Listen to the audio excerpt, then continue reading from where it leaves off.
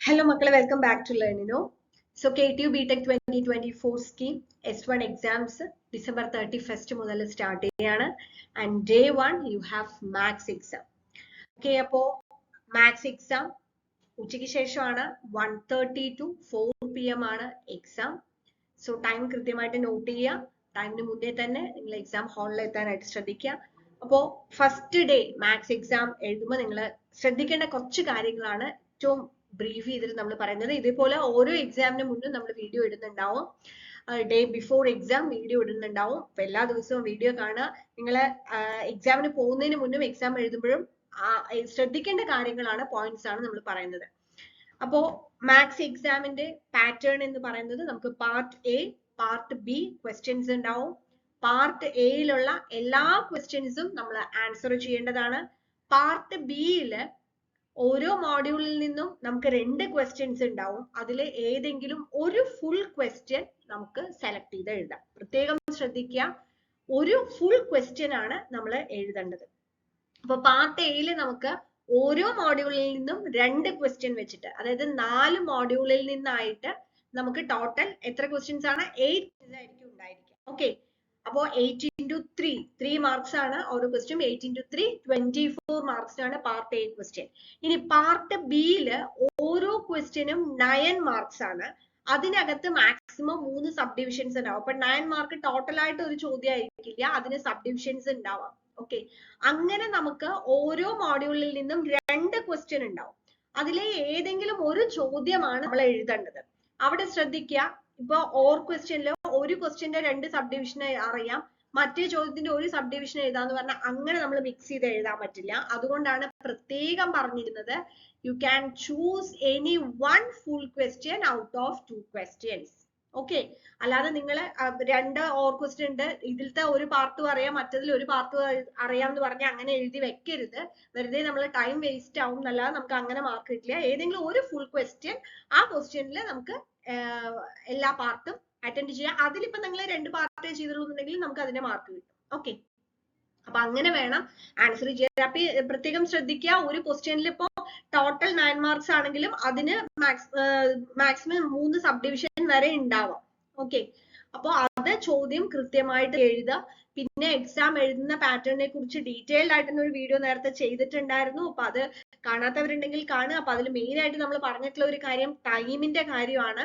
അപ്പൊ ഇവിടെ നമുക്ക് 2.5 മണിക്കൂറാണ് എക്സാം വരുന്നത് അല്ലെ.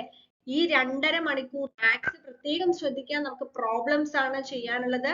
ടൈം കൃത്യമായി മാനേജ് ചെയ്തുകൊണ്ട് തന്നെ ആൻസർ ചെയ്യാനായിട്ട് പ്രത്യേകം ശ്രദ്ധിക്കാം. അതേപോലെ തന്നെ വർക്ക്ഔട്ട് ചെയ്യുന്ന സമയത്ത് മിസ്റ്റേക്സ് വരാതെ ശ്രദ്ധിക്കുക. അതായത് നമുക്ക് കാൽക്കുലേഷൻ മിസ്റ്റേക്സ്, എറേഴ്സ് വരാതെ ശ്രദ്ധിക്കുക.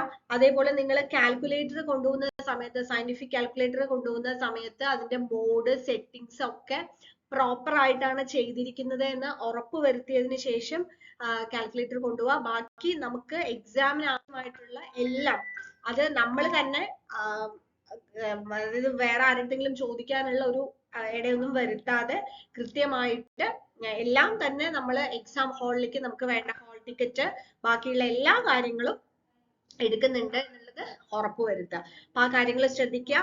പിന്നെ പറയാനുള്ളത് നമുക്ക് മാർക്കാണ്. നമുക്കറിയാം 60 മാർക്കിനാണ് ടോട്ടൽ അല്ലെ. Part A 24 mark, part B 36 mark, total 6 മാർക്കാണ്. അതിൽ നമുക്ക് മിനിമം കിട്ടേണ്ടത് 24 മാർക്സ് ആണ്. അതായത് 40% മാർക്ക് കിട്ടണം. ഇന്റേണൽ നിങ്ങൾക്ക് 40 മാർക്കിലായിരുന്നു, അതിൽ നമുക്ക് മിനിമം പാസ് മാർക്ക് 26 ആണ്. അപ്പൊ ആ 26ഉം 24ഉം കൂടെ total pass mark out of 100 50 മാർക്കാണ് നിങ്ങൾക്ക് ജയിക്കാൻ വേണ്ടി കിട്ടേണ്ടത്. അപ്പൊ അതിൽ ഇന്റേണൽ മാർക്ക് കുറവുള്ളവര് അല്ലെങ്കിൽ ഇന്റേണൽ മാർക്ക് അണ്ടർ ആയിട്ടുള്ളവരൊക്കെ ഉണ്ടാവും. അതായത് നിങ്ങൾക്ക് മിനിമം ഇന്റേണലിൽ കിട്ടേണ്ട 26 കിട്ടാത്തവരുണ്ടെങ്കിൽ ആ മാർക്കും കൂടെ നിങ്ങൾ എവിടെ കൊണ്ടുവരണം? എക്സ്റ്റേണൽ മാർക്കിൽ കൊണ്ടുവരണം. മനസ്സിലായോ? ഇന്റേണൽ മാർക്ക് നിങ്ങൾക്ക് കുറവുണ്ടെങ്കിൽ എക്സ്റ്റേണലിൽ 24ന്റെ കൂടെ ആ മാർക്കും കൂടെ ചേർത്ത് നമുക്ക് ടോട്ടൽ 50 മാർക്ക് വരണം. ഇനി നിങ്ങൾക്ക് ഇന്റേണൽ 26നേക്കാൾ കൂടുതൽ, ഇപ്പൊ നിങ്ങൾക്ക് 36 40 ഉണ്ടെന്ന് പറഞ്ഞാലും എക്സ്റ്റേണലിൽ മിനിമം ഈ പാസ് മാർക്ക് കിട്ടുകയും വേണം, ഈ 24 മാർക്ക് കിട്ടുകയും വേണം. അല്ലാതെ ഇപ്പൊ ഇന്റേണൽ മാർക്ക് നിങ്ങൾക്ക് 40 മാർക്കും കിട്ടി എന്ന് പറഞ്ഞിട്ട് എക്സ്റ്റേണൽ 10 മാർക്ക് കിട്ടിയാൽ നിങ്ങൾ പാസ്സാവില്ല. അപ്പൊ ആ ഒരു കാര്യം കൂടെ പ്രത്യേകം ശ്രദ്ധിക്കുക. ഇന്റേണലില് നമുക്ക് മിനിമം 26 ആണ്. ബാക്കി നിങ്ങൾക്ക് എത്ര കിട്ടിയാലും അത് നിങ്ങൾക്ക് ഒരു എന്താ ഒരു എക്സ്ട്രാ അഡ്വാൻറ്റേജ് ആണ്. അങ്ങനെയാണെങ്കിലും എക്സ്റ്റേണൽ എക്സാമിന് ഈ 60 മാർക്കിൽ 24 മാർക്ക് നമുക്ക് കിട്ടിയിരിക്കണം, നിർബന്ധമായിട്ടും കിട്ടിയിരിക്കണം.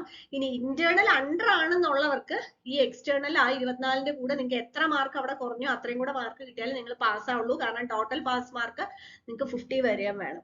അപ്പൊ അങ്ങനെ ഇന്റേണൽ അണ്ടർ ആയിട്ടുള്ളവർ അതും കൂടെ മനസ്സിൽ വെച്ചിട്ട് വേണം എക്സാം എഴുതാനായി. അപ്പൊ പ്രത്യേകം ശ്രദ്ധിക്കുക, നന്നായിട്ട് അറിയുന്ന ചോദ്യങ്ങൾ നീറ്റ് ആയിട്ട് എഴുതാം. മാത്സ് ആണ്, പ്രോബ്ലം ചെയ്ത് നിങ്ങൾ തെറ്റി കുറെ അവിടെയും ഇവിടെയൊക്കെ വെട്ടി നീറ്റ് അല്ലാതെ പ്രസന്റ് ചെയ്യരുത്. എന്തെങ്കിലും മിസ്റ്റേക്ക് വന്നെങ്കിൽ ജസ്റ്റ് ഒന്ന് സ്ട്രൈക്ക് ചെയ്യുക, നീറ്റ് ആയിട്ട് അടുത്തത് എഴുതുക. ക്വസ്റ്റ്യൻ നമ്പർ ഇടുന്നത് തെറ്റിക്കാതിരിക്കുക. അതൊക്കെ ശ്രദ്ധിക്കേണ്ട കാര്യങ്ങളാണ്, പക്ഷെ പലരും മിസ്റ്റേക്സ് വരുത്തുന്ന കാര്യം. പവർ ക്വസ്റ്റ്യൻസ് ഒക്കെ എഴുതുമ്പോൾ ക്വസ്റ്റ്യന്റെ നമ്പർ കൃത്യമായിട്ട് ക്വസ്റ്റ്യൻ നമ്പർ ഇട്ട് ആൻസർ എഴുതാനായിട്ട് ശ്രദ്ധിക്കുക. ക്വസ്റ്റ്യൻസ് വായിക്കുന്ന സമയത്ത് തെറ്റ് വരുത്താതിരിക്കുക, ഫിഗേഴ്സ് കാര്യങ്ങളൊക്കെ തെറ്റ് വരുത്താതിരിക്കുക. കൂളായിട്ട് തന്നെ എക്സാം എഴുതുക. So all the best. നമ്മുടെ യൂട്യൂബ് ചാനലില് എല്ലാ ഗ്രൂപ്പുകാർക്കും ഉള്ള മാത്സിന്റെ റിവിഷൻ വീഡിയോസ് അപ്ലോഡ് ചെയ്തിട്ടുണ്ട്. ഇമ്പോർട്ടന്റ് ക്വസ്റ്റ്യൻസ് ആണ് നമ്മൾ അതിനകത്ത് ഡിസ്കസ് ചെയ്തിട്ടുള്ളത്. അപ്പൊ ആ ക്വസ്റ്റ്യൻസ് നന്നായിട്ട് പഠിച്ച് മനസ്സിലാക്കിയിട്ട് പോവുക. അപ്പോൾ നല്ല രീതിയിൽ തന്നെ എക്സാം എഴുതുക. സോ മാത്സ് എക്സാം കഴിഞ്ഞ് അടുത്ത ദിവസത്തെ എക്സാമിനും ഇതേപോലെ നമ്മൾ വീഡിയോ ചെയ്യുന്നുണ്ടാവും. സോ നമ്മുടെ ചാനൽ സബ്സ്ക്രൈബ് ചെയ്തില്ലെങ്കിൽ സബ്സ്ക്രൈബ് ചെയ്യുക. സോ നിങ്ങൾക്ക് കൃത്യമായിട്ടുള്ള അപ്ഡേറ്റ്സ് കിട്ടും. ഇനി നിങ്ങൾക്ക് എന്തെങ്കിലും ഡൗട്ട് ഉണ്ടെങ്കിൽ തീർച്ചയായിട്ടും കമന്റ് ചെയ്യുക. So once again all the best for exam. Thank U.